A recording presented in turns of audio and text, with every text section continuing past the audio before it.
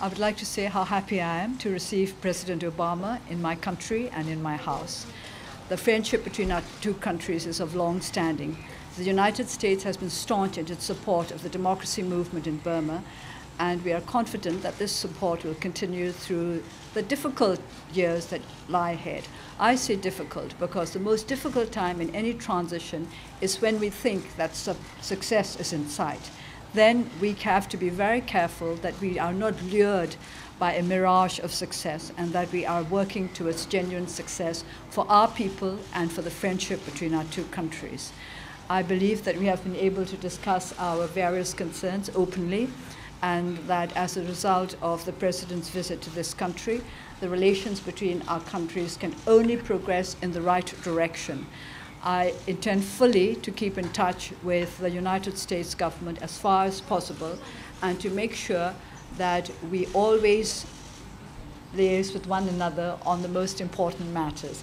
Now, I'm told I had 3 minutes, and I think this is about 3 minutes, so thank you all for coming, and I leave the floor to President Obama. Well, I'll try to be equally brief, although not as eloquent. I was honored to be the first president to welcome Aung San Suu Kyi to the White House. I'm proud to be the first American president to visit this spectacular country, and I am very pleased that one of my first stops is to visit with an icon of democracy who's inspired so many people, not just in this country, but all around the world. I especially want to thank Aung San Suu Kyi for welcoming me to her home. Here, through so many difficult years, is where she displayed such unbreakable courage and determination. It's here where she showed that human freedom and dignity cannot be denied. Today marks the next step in a new chapter between the United States and Burma. Last year, in response to early flickers of reform, I asked Secretary Clinton to visit this country and explore with Aung San Suu Kyi and the government whether the United States could empower reform efforts and begin a new relationship between our peoples. In the years since, we've seen some very encouraging progress, including Aung San Suu Kyi's release and election to Parliament, the release of political prisoners, the lifting of restrictions on the press, and new laws to expand labor rights and eliminate the use of child soldiers. And at my direction, the United States has responded to support these reforms, including the easing of sanctions. Now, as a former legislator myself, I followed your role in the new parliament with interest and admiration. Real democracy involves having different branches of government check and balance each other, and I applaud your efforts in that regard, particularly as the head of the Committee of the Rule of Law. In my discussions here in Yangon, our goal is to sustain the momentum for democratization.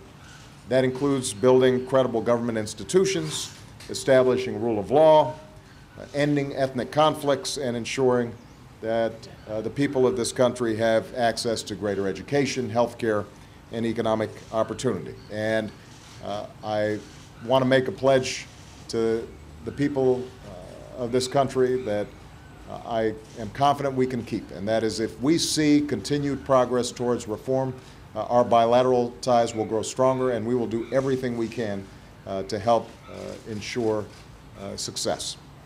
I'm so happy, by the way, to be joined by Secretary Clinton. This is her last foreign trip that we're going to take together. And it is fitting that we've come here to a country that she has done so much to support. Where'd Hillary go? Where is she? There she is. So,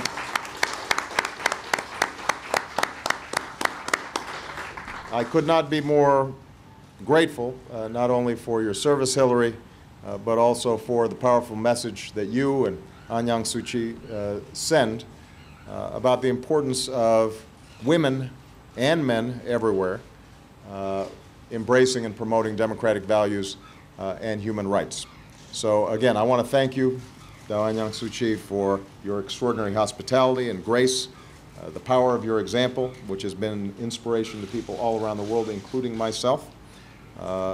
Clearly, you will be playing a key role in your country's future for many years to come, as Burma seeks the freedom and the prosperity and the dignity that not only the people of this country deserve, but people all around the world deserve. So thank you for your inspiring message.